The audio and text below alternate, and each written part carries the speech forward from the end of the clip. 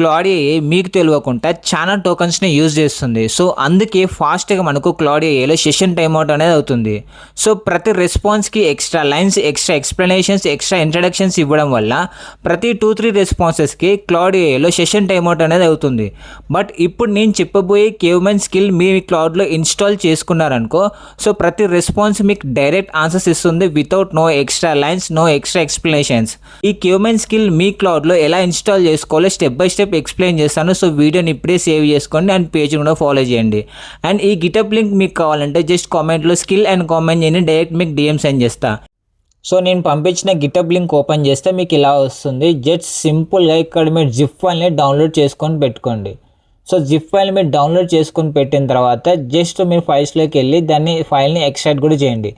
Extract చేసిన తర్వాత once మీరు క్లౌడ్కి వచ్చండి. సో క్లౌడ్కి వచ్చిన తర్వాత ఇక్కడ కస్టమైజ్ అనే ఆప్షన్ ఉంటుంది. కస్టమైజ్ పైన క్లిక్ చేసి ఇక్కడ స్కిల్స్ అనే ఆప్షన్ ఉంటుంది. స్కిల్స్ పైన క్లిక్ చేయండి. సో స్కిల్స్ పైన క్లిక్ చేసిన తర్వాత ఇక్కడ plus create a skill and upload A skill ఇలా క్లిక్ చేసిన తర్వాత జస్ట్ ఆ ఫైల్ని స్కిల్ని ఇక్కడ డ్రాగ్ అండ్ డ్రాప్ చేస్తే సరిపోతుంది. స్కిల్ ఎండి ఉంది కదా, జస్ట్ ఇది ఓపెన్ చేస్తే సరిపోతుంది.